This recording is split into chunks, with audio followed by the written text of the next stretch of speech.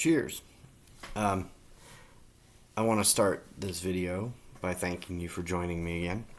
Um, but what I want to cover real quick, this isn't going to be a long video, is I want to answer a question that I get, whether I'm teaching at the culinary school or making stuff and doing tours at the distillery.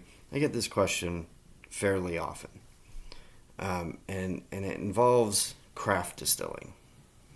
So, craft distilling is not the big boys. It's not Jack Daniels or Jim Beam. It's not those guys.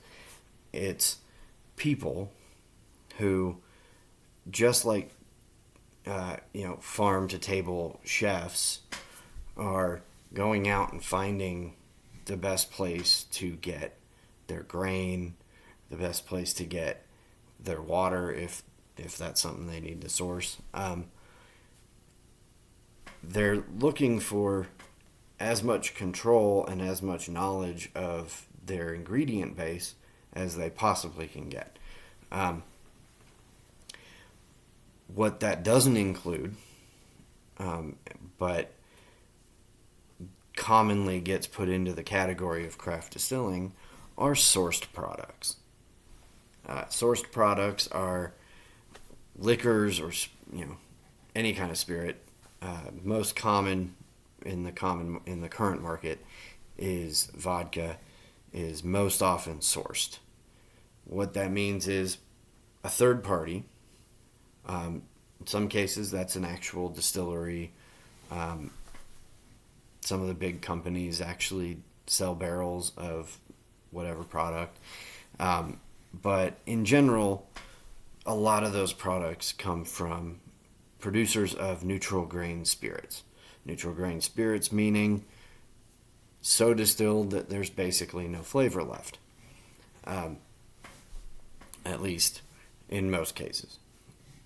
So what do? They buy those neutral grain spirits. They truck them into their facility. They proof them down. They bottle them. Bam. Brand new vodka on the market. In whiskey, you can do the same thing. You buy those tanker trucks. Sometimes you buy it already aged in barrels, and you just bring the barrels to wherever you are, and then you finish out the process. Or you might buy tanker trucks. You pump that out of the truck into barrels in your own facility, and then finish the rest of the process yourself. Those bottles in stores, usually on the back label, will say produced and bottled by, or just bottled by. That's one quick way to know whether it's craft or not. If it just says bottled by or produced and bottled by, it's likely a sourced product. If you're interested in finding craft produced spirits, stuff that guys like me and some of my friends and colleagues in the distilling world actually going out and meeting the farmer who grew the grain that was malted and now we're using it, and then make the process happen by hand. Many nights spent cooking a mash only to wait a week for it to ferment and then put it in a still, right? That's our process. But a lot of distillers do that and then get lumped into a category that's commonly referred to as craft distilling, with companies that never had hands on the mashing process, the fermentation process, or the active distilling. That's where you're looking for craft. Those guys, the people who do that. So I have a couple of examples that I'm going to use here for what you should be looking for on the back of your bottles if you're looking for craft spirits.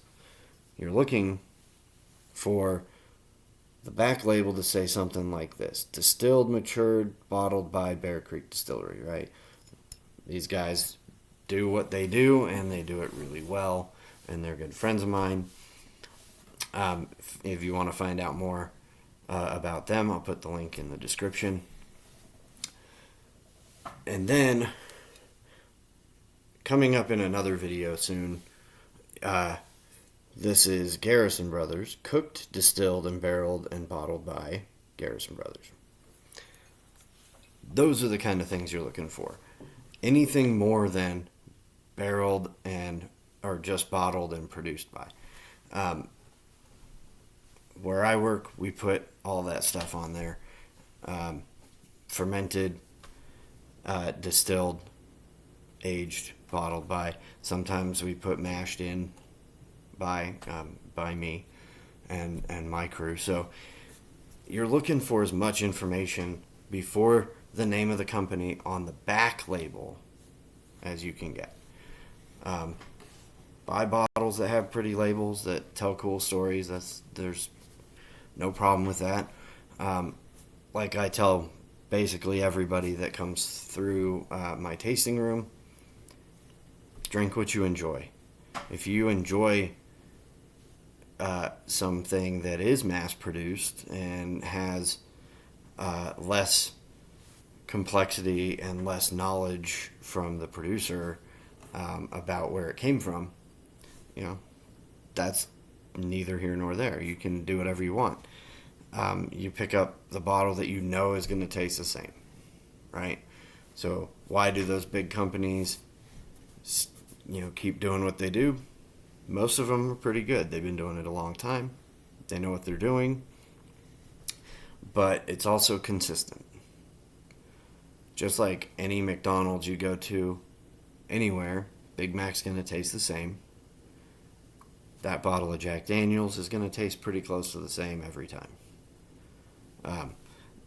That's consistency is a good thing in a big company like that. The charm of the craft distilling world is that it's not always the same.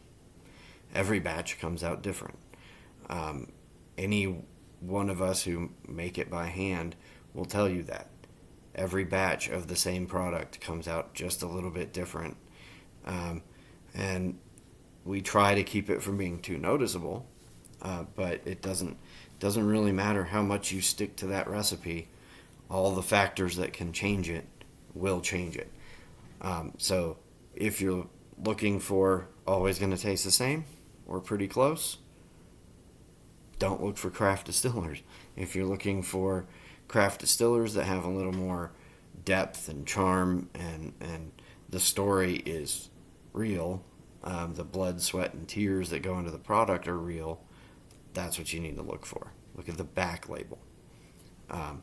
That being said, I am going to be tasting something and posting another video reviewing another review from my friend Joe in just a little bit. So hang tight. I'll put that Bear Creek thing in the link in the description. And have fun and good hunting at the liquor store.